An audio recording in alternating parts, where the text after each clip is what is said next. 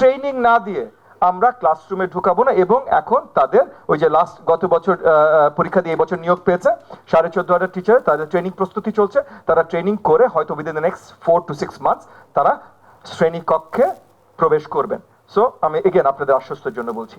Private school oversight board আসলে না, তারা রেগুলেটরি ভাবে ইতিমধ্যে আমাদের অধীনে, এবং এটাও আপনারা শুনে আশ্বস্ত হবেন। এটার প্রক্রিয়া আমরা শুরু করেছি আগামী 14 তারিখে, বোধহয় 14 তারিখে প্রথম আমরা বড় দাগে ইংলিশ মিডিয়াম স্কুলগুলোকে নিয়ে বসছি, বাট সব প্রাইভেট স্কুলগুলোকে নিয়েই আমরা বসা শুরু করব। তাদের সাথে আলোচনার মাধ্যমে আমরা ওই রেগুলেটরি ওভারসাইট কিভাবে তৈরি করা যায় সেগুলোর কাজই আছে। এটা নিয়েও আপনাদের দুশ্চিন্তা করার প্রয়োজন এই মুহূর্তে নেই। হয়তো 6 মাস পর আবার আমাকে প্রশ্ন করেন আমরা কতদূর মানে এগোতে সক্ষম হয়েছি, কিন্তু এই মুহূর্তে আমরা আগানোর কাজ করছি।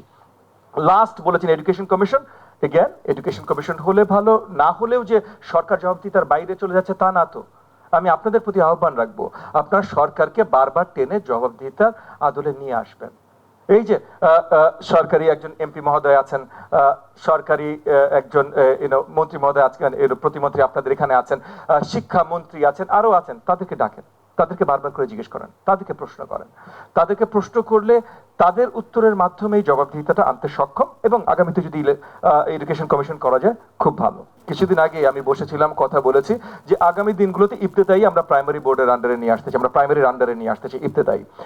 এই মুহূর্তেই নিয়ে আসার প্রক্রিয়াটা শুরু করছি না আমরা, না করার কারণ হলো আমাদেরও গুছানো সাজানোর অনেক কিছু আছে। দেখেন আমি বারবার করে রিপিট করতে চাই না একটা কথা, কিন্তু গত অনেক বছরে আমাদের এডুকেশন সিস্টেমটা পুরো ভেঙে ভঙ্গুর করে দিয়ে যাওয়া হয়েছে। সো অনেক মেরামতের কাজ আছে। সো এই মেরামতের কাজগুলো হাতে নেবার আগে আরো বড় বড় দায়িত্ব হাতে নেওয়া খুব মুশকিল। সো আমরা একটা একটা করে মেরামত করতে চেষ্টা করছি। তবে এতখানি আপনাদের অ্যাসিওর করছি, আগামী দিনগুলোতে আন্ডার 10-year-old সব এডুকেশন আমরা আমাদের প্রাথমিক এবং গণশিক্ষা মন্ত্রণালয়ের অধীনে, মানে similar curriculum standard, similar standards অনেক কিছু অধীনে নিয়ে আসার কাজ করছে, এবং ইনশাআল্লাহ আগামীতে হবে। যেটা বললাম, প্রাইভেট স্কুলগুলোকে ইতিমধ্যে আমরা আলোচনা শুরু করে দিয়েছি। গুলশান, বনানী, বাড়িধারা মিলে এটাকে বলা হয়, নিউ জার্সি থেকে ওখানে নিয়ে আসা হয়েছে। হ্যাঁ, এটা আমদানি হয়েছে ট্রাই স্টেট, এবং it is a bubble. It's a bubble. এবং তারা আসলে বাংলাদেশের বাকি অংশের সঙ্গে তাদের ন্যূনতম কোনো যোগাযোগ থাকে না। এবং আমি বড় হওয়ার সাথে সাথে আমি ধীরে ধীরে বুঝতে পেরেছি, যখন আমি আমার কর্মক্ষেত্রে গেছি বিশেষ করে, যে আমি আসলে চারপাশে যা দেখে বড় হয়েছি তার বাইরেও একটা বিশাল পৃথিবী আছে যেটার ব্যাপারে আমার কোনো ধারণা নেই। এবং পরবর্তীতে যখন আমি গ্রামে গিয়ে কাজ করা শুরু করলাম, তখন আমি বুঝলাম যে আমি যেখানে ছিলাম সেটা এক বাংলাদেশ, আর আমি এখন যেখানে আছি সেটা সম্পূর্ণ আরেকটা বাংলাদেশ। সো আপনারা যদি একমুখী কোনো সমাধানের কথা বলেন, সেটা কখনো এই বাংলাদেশে ঠিকভাবে কাজ করবে না। আমি একজন রাজনৈতিক কর্মী হিসেবে এবং একজন নির্বাচিত জনপ্রতিনিধি হিসেবে একটা বিষয়ে আমার উপলব্ধিতে এসছে যে আমরা সাধারণত এমপি হিসেবে কাদের দেখি, যাদের কয়েকশো কোটি টাকা ব্যাংক ঋণের খেলাপি আছে, এবং যারা নির্বাচিত হওয়ার পরে কয়েক হাজার কোটি টাকা কিভাবে যেন ইনকাম করবেন। এবং একজন গার্মেন্ট ব্যবসায়ী যিনি কখনো রাজনীতি করেন নাই, তিনিও যেমন এমপির দৌড়ে অনেক এগিয়ে থাকেন, তেমনি আবার দেখা যায় যে যার হয়তো কোনো নোন সোর্স অফ ইনকাম নাই, কোনো পেশা নাই, তিনিও কিন্তু এমপি হবার জন্য শত শত কোটি টাকা বিনিয়োগ করতে দুইবার চিন্তা করেন না। আমার কাছে মনে হয় শিক্ষা এবং স্বাস্থ্যের ব্যাপারে বাংলাদেশে নো কম্প্রোমাইজে যাওয়ার সময় এসছে। আপনি যদি এমপি হতে চান, আপনার সন্তানকে এলাকার স্কুলে পড়াতে হবে। মানে আমি যদি এটাকে কিছুটা শিথিলও করি, আপনাকে জেলা স্কুলে অন্তত পড়াতে হবে। আমি সরাইলের এমপি, আমার সন্তানকে ব্রাহ্মণবাড়িয়া জেলা স্কুলে পড়তে হবে। এইটুকু থাকি ঢাকায়। এইটাই তো মুশকিল স্যার, এখানেই তো সমস্যা। আপনি যদি ঢাকায় থাকেন, আপনি ওই পার্লামেন্টের কয়টা দিন থাকবেন? আপনার ফ্যামিলিকে থাকতে হবে এলাকাতে, কনস্টিটিউয়েন্সিতে। মানে কোন একটা জায়গা থেকে তো আমাদের শুরুটা করতে হবে। পার্লামেন্টের এমপিদের তো এলাকাতে এখনো অফিস দেয় নাই। স্যার, অফিস ছাড়াই তো 52 বছর পার করলাম, বাকি সময়ও পার করা যাবে, সেটা কোনো অসুবিধা নাই। আর দুই হচ্ছে, এলাকায় চিকিৎসা নিতে হবে। আমি কিন্তু আমার ইলেকশনে উনি এমপিদের মেরে ফেলার জন্য একটা ব্যবস্থা করতেছে আমার মনে হয়। আমি কিন্তু আমার ইলেকশনে আমি ওয়াদা করেছি আমি আমার এলাকায় চিকিৎসা নেব এবং আমি কিন্তু সেটা নিচ্ছি। এখন আমার বড় কোনো এই অসুখ সাংবাদিক নাই। ভাইরা খেয়াল রেখেন কিন্তু। হ্যাঁ হ্যাঁ আমি নিচ্ছি, কিপ আ নোট, আমি নিচ্ছি। এবং আমার বড় কোনো অসুখ নাই হলে হয়তো আমি জেলার হসপিটালে যাব। এইগুলো যদি আমরা ম্যান্ডেটারি না করি এবং এটা করেন, দেখবেন এমপি হওয়ার দৌড়ে যারা শত শত কোটি টাকার ঋণ খেলাপ নিয়ে দৌড়াচ্ছে তাদের কাউকে আপনি খুঁজে পাবেন না। আমাদের প্রাইমারি স্কুলে যে সমস্ত কোমলমতি শিক্ষার্থী সন্তান তুল্যরা একই ইবতেদায়ী মাদ্রাসার সন্তানরাও পড়ে, সেখানে আমি খুব মাদ্রাসার শিক্ষকদের খুব মানে আকুতি দেখেছি যে আমরা যে বৈষম্যের বিরুদ্ধে লড়াই করলাম সেই বৈষম্য তো এখনো থেকে গেছে। আমি জানি না যে ইউনিফর্ম, তারপরে জুতা, মিড ডে মিল মাদ্রাসার এই একই কোমলমতি শিক্ষার্থীরা পাচ্ছে কিনা, আমার তো মনে হয় না এখনো তারা পাচ্ছে। যদি না পেয়ে থাকে তাহলে এরকম একটা বাংলাদেশকে আমরা কল্পনা করি। আমি শিক্ষা প্রতিমন্ত্রী আছেন এখানে, আমি খুব স্পষ্ট করে বলি যে এইরকম একটা মানে কি বলে যে এটির উপরে আমরা কি করে বাংলাদেশকে এগিয়ে নিয়ে যাবো, শিক্ষা জগৎকে আমরা কি করে আগাবো, সেই জায়গাটা আমার বোধ হয়। মাসুদ সাহেব, আমাদের এখানে মাদ্রাসা বোর্ডের চেয়ারম্যান সাহেব আছেন, উনি বলবেন একটু পরে, আমি আশা করি। আমাদের শিক্ষকদের আমরা আসলে কতখানি তাদেরকে সমাদর করতে পারছি, শুধু মুখে, শুধু বক্তব্যে, শুধু লিখে। আমাদের সম্পর্কে, দেশ সম্পর্কে একটা কথা বাইরের লোকেরা বলে, আমরা যখন বাইরে মাঝে মধ্যে টুকটাক যাই, যে আপনারা যা বলেন তা করেন না, যা করেন তা বলেন না।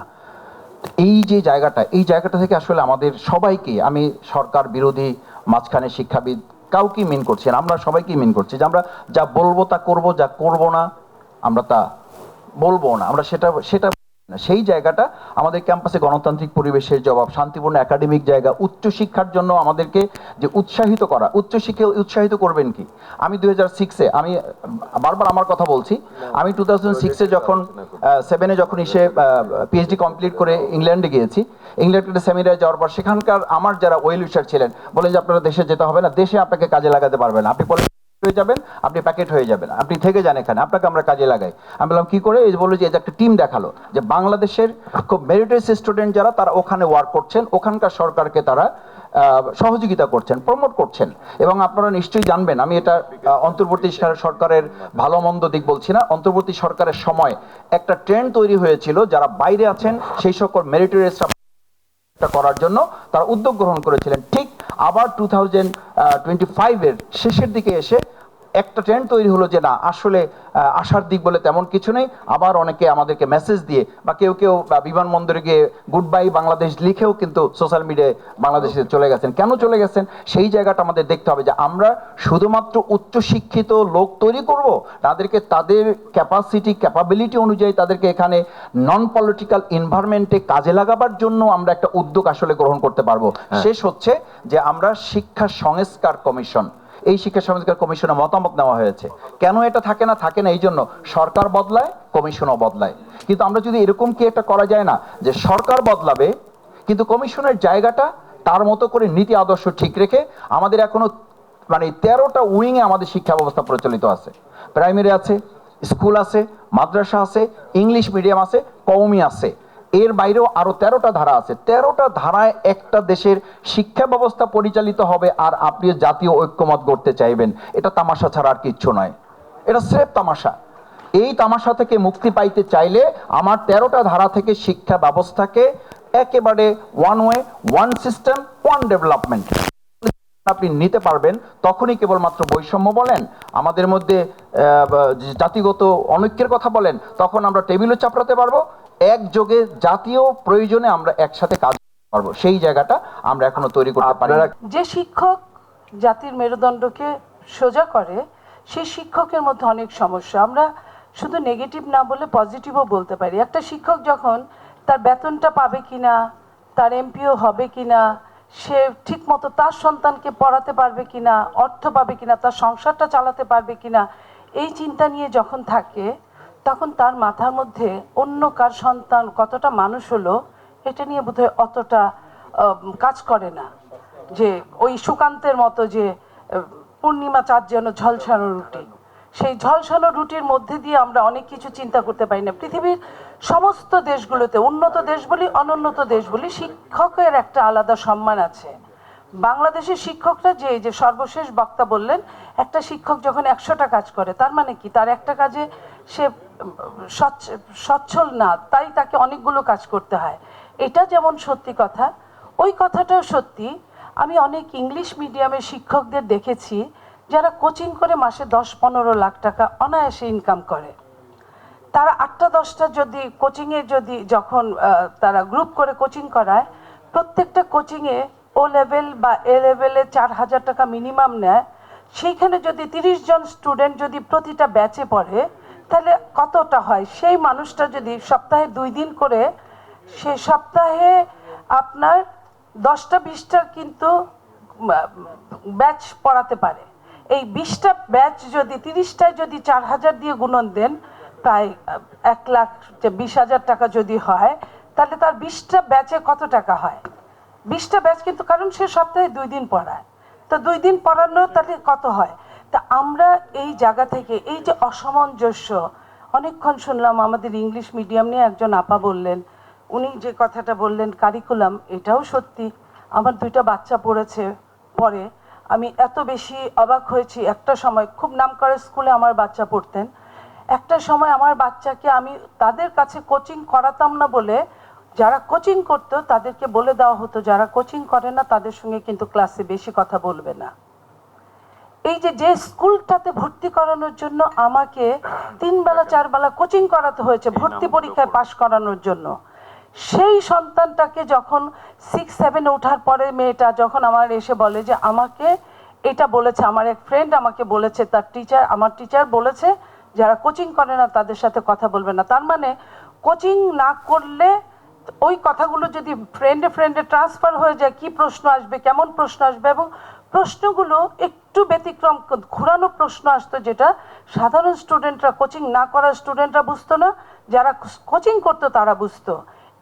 এই জায়গাটায় শিক্ষকদের কারিকুলামটা আমার চেঞ্জ করা আমি মনে করি সবচেয়ে বেশি দরকার। আজকে যারা এই শিক্ষা নিয়ে যে কাজ করছেন, আমি তাদেরকে মন থেকে অন্তঃস্থল থেকে শ্রদ্ধা জানাচ্ছি, পাশাপাশি বলছি এই কারিকুলামগুলো যদি চেঞ্জ না করেন, এই আপ টু ডাউন যদি থাকে, ভারসাম্য যদি না থাকে একটা দেশের মধ্যে, একটা শিক্ষা ব্যবস্থার মধ্যে, তাহলে কিন্তু আমরা যত কথাই বলি আমাদের সন্তানরা মানসিকভাবে দুর্বলভাবে বেড়ে ওঠে। নীলুফার, কওমি শিক্ষার ব্যাপারে একটা গুরুত্বপূর্ণ ব্যাপার হচ্ছে, কওমি শিক্ষার যে বেফাক বোর্ডটা, তারা শুধু এক্সাম কন্ট্রোলার,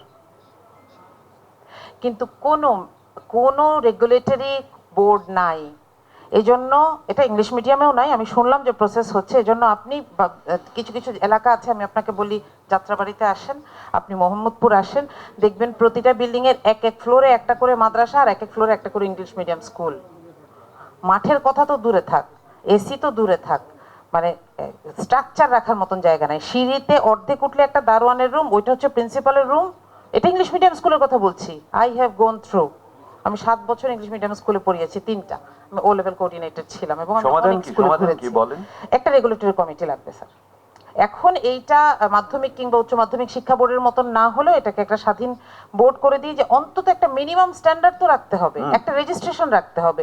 মাদ্রাসা করতে কোনো রেজিস্ট্রেশন লাগবে না। আমি আমার একটা বাচ্চাকে দিয়ে আসবো, এরপর আমি কার বিরুদ্ধে অভিযোগ করবো? এরপর দেখি পুরাটা তালা, কোথায় অভিযোগ করবো? ইংলিশ মিডিয়াম স্কুলের অবস্থা আরো ভয়াবহ। দুর্নীতি কমানো নিয়ে কোনো পলিসি ডিসকাশন আসলে হয় কিনা? ধরেন শিক্ষাক্ষেত্র নিয়ে আমরা একটা পলিসি ডিসকাশন করলাম, শিক্ষাক্ষেত্রে দুর্নীতি কোথায় কোথায়, এবং এটা নিয়ে পলিসি ডিসকাশন শুধু দুর্নীতির উপরে, মানে দুর্নীতি কোথায় কোথায় হচ্ছে এবং কিভাবে।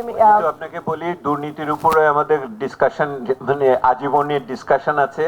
রিফর্ম ট্র্যাকারে আমাদের যে প্রথম ডোমেইনটা আমরা ব্যবহার করেছি সেটা হলো দুর্নীতি এবং অ্যান্টি করাপশনের ইস্যু। ওইখানে আপনি যদি ঢোকেন তাহলে দেখবেন কি কি জিনিস বাস্তবায়িত হয়েছে, কিছু হয়নি। দুর্নীতির বিরুদ্ধে সোচ্চার কণ্ঠস্বর ইফতেখার ভাই টিআইবির, উনিও আমাদের কোর গ্রুপের মেম্বার, সেহেতু আমরা প্রথম দুটি ইস্যুকে প্রায়োরিটাইজ করেছিলাম, দুর্নীতি আর হলো নির্বাচনী প্রক্রিয়া। আমি কিন্তু আলাদা করে ক্ষেত্র বলেছি যে শিক্ষাক্ষেত্রে, আমি বলেছি এই শিক্ষাক্ষেত্রে দুর্নীতি আলগা করে আমরা হয়তো করি নাই, কিন্তু আপনারা যদি করেন, আমি সেইটাই তো চ্যালেঞ্জ দিলাম আপনাদের, আপনারা করেন, আমরা সাথে আছি। এবং শিক্ষাক্ষেত্রে দুর্নীতি, আপনার সড়ক বিভাগের দুর্নীতি, স্বাস্থ্য বিভাগের দুর্নীতি, সবগুলোই আলগা আলগা ভাবে দেখার সুযোগ আছে। কিছু টিআইবি করে, আপনারা যদি সাথে জনপ্রতিনিধিরা থেকে, যেটা আপনাদের পার্লামেন্টারি ডিসকাশনের জন্য হেল্পফুল হবে, we are you. Thank you. এটা খুবই এটা আমার জন্য এবং আমাদের যারা নতুন নেতৃত্ব আছে তাদের জন্য খুবই উপকারী হবে।